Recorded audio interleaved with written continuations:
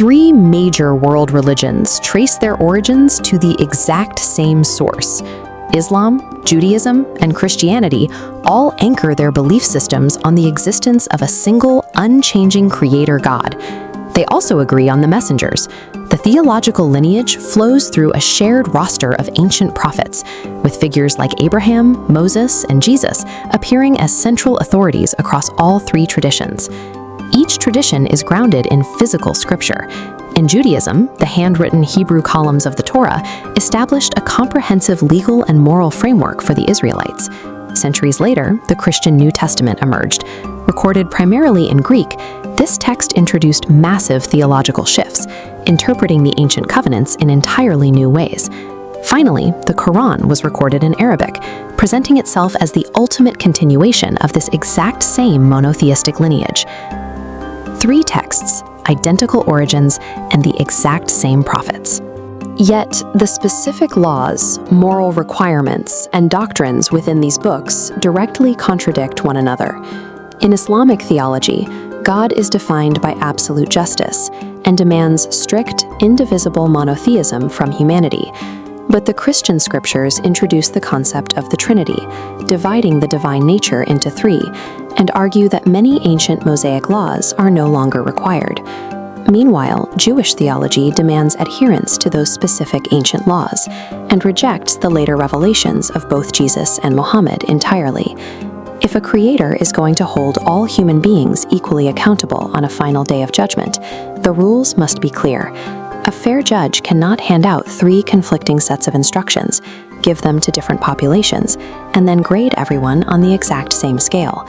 This creates a severe theological crisis. Either the creator is inherently unfair, or the books themselves are broken. Early Islamic scholars recognized this logical gap.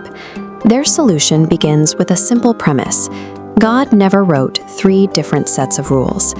The Quran introduces the al-Kitab, or mother of the book, a single, pre-existent master text perfectly preserved in heaven. Every chosen prophet, Abraham, Moses, Jesus, received a pristine, perfectly accurate section of this exact heavenly text, translated for their specific time. The prophets delivered these messages exactly as instructed. They did not fail, and they did not teach conflicting doctrines. If the heavenly source is flawless and the messengers were accurate, the contradictions found in the modern texts can only come from one place: the human communities that inherited them. Islamic theology explains this breakdown through the doctrine of taḥrīf, or scriptural corruption. Over centuries of transmission, the original messages were distorted.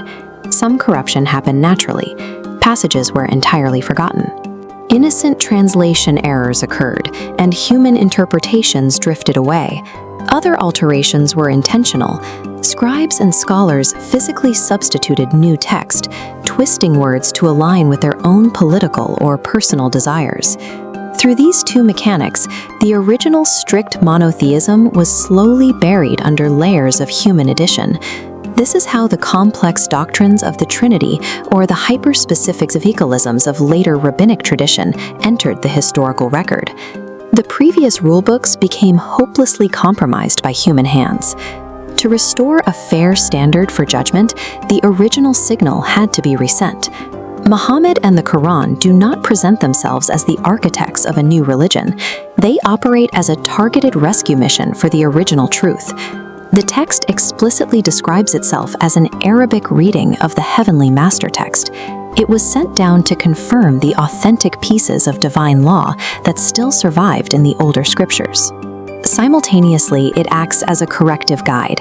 It specifically addresses and strips away the human errors, mistranslations, and theological additions that had infected the older traditions over the centuries. The text functions as a definitive diagnostic tool, identifying exactly what is the original divine signal and filtering out centuries of destructive human noise. This creates a supersessionist worldview. By claiming to be the final, perfectly preserved copy of the mother of the book, the Quran asserts ultimate authority over the older, corrupted versions of the faith. But this authority is not about erasing what came before. It is entirely dependent on those older traditions. The goal is to salvage the original message from the wreckage of history. Which brings us back to the paradox of divine justice. A fair creator cannot judge humanity based on a set of broken, contradictory rulebooks. By providing a single, unalterable guide, the playing field is leveled. The theological significance of the text lies in its role as a final intervention. It ends a millennia-long game of telephone where the divine message was degraded by human transmission. By correcting the errors of the past, the text establishes a single, clear baseline for human behavior, making absolute divine justice mathematically and theologically possible.